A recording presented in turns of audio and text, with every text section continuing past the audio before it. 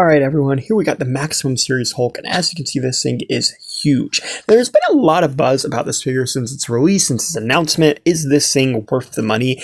And honestly, first impressions here, I think it just looks great.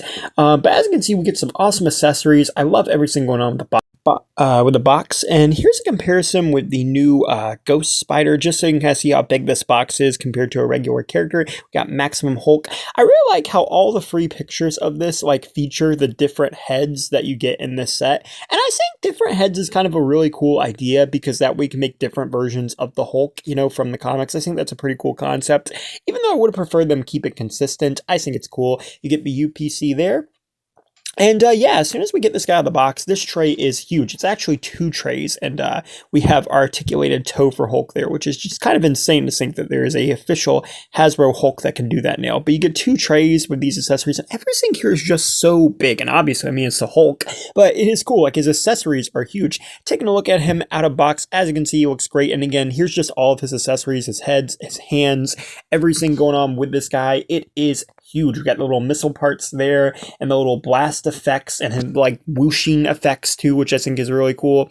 And that's a pretty cool effect piece. You can use it in a lot of different ways. And yeah, we got Hulk's head there. As you can see, it looks nice. This is the one that first comes out of the box, and it's got a little bit of a fade going on. It's pretty cool. I'll be honest, out of all of them, this one's kind of my least favorite. It don't look bad, but it's just not great. Here we have this amazing Screaming head. I love how the hair is staying up. It just looks awesome. And that mouth is a separate piece they mold in there. It just looks great. And yeah, it's pretty cool. And then lastly, we have this more classic looking Hulk head, which is my favorite and the one I'm going to be using on this. He just looks great. He's got the nice shades of green in the hair there.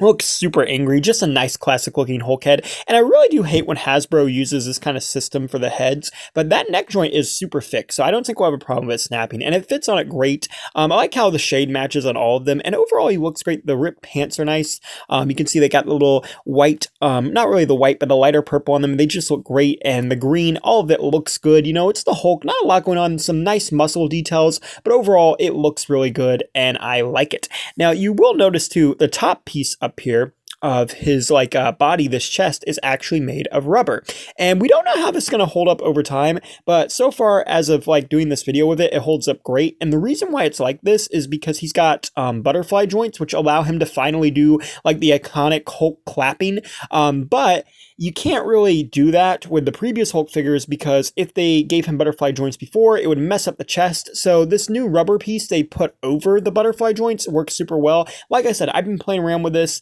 and so far it pops right back into shape. So it looks great, and it's a really cool idea. And then you get the different hands there. You get these really cool whooshing effects, he's moving his hand really quickly. And they've got a nice thing of green, so they look like they're actually coming through, and I like them. And they also click into where his fingers are, and they click around his wrists, so they stay on there very well. And this blast effect can be used he's stepping and stumping, and then you can do the thunderclap. And this is the first time on a Hasbro Hulk you've been able to actually do that, and it looks so cool. Now, I'm gonna be honest with you guys. I am really bad at doing figure posing, so I'm just not really the best at that. So mind you, you definitely will be able to make it look a lot better, but I just want people to know in this video, mind you, I'm just not the best with doing that.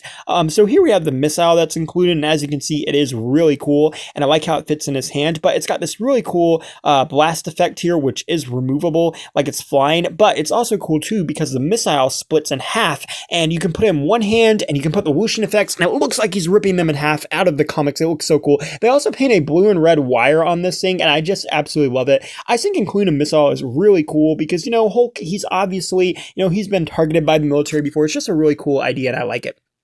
360 at the head, 360 at the arm, swing out the shoulder, single jointed elbow, and also rotates 360. So you have a lot going on there, and the butterfly joints, which again, so far that chest is doing good. We don't know because I feel over time it probably won't work that well, but it's working really good. You have the adamant, you have the wrist and knees. The knees rotate. Now it's not completely pinless, which some people are upset about. The feet move up and down, side to side, and the toes articulate. Personally, I believe it should have been pinless, but honestly, I don't really care that much because they put butterfly joints on this guy and gave him toe articulation, so I don't really think that they absolutely had to. Here's a comparison with that Ghost Spider again, as you can see, looking very good. Here's a comparison with the classic Iron Man, and here's a comparison with Grey Hulk. Now, there's a lot of debate as to whether you should even buy this new one or just keep the old one.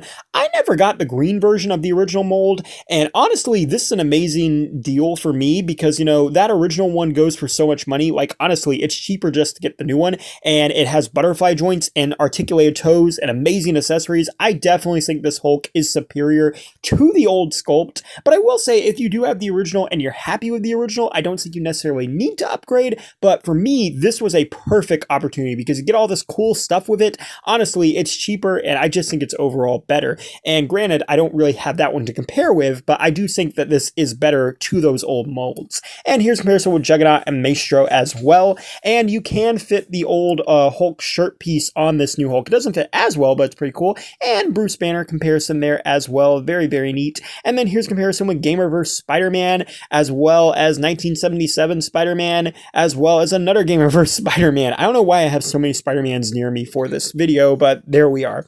But yeah, overall, like I said, I think this is worth it. I love the toes, I love the butterfly joints, I really like that rubber piece, and I love all these accessories you get, and he's articulate, he's just huge. I've been wanting a classic Hulk for a long time, but did not want to pay those eBay prices, and I absolutely love this thing. Thank you guys for watching. Please rate, like, and subscribe.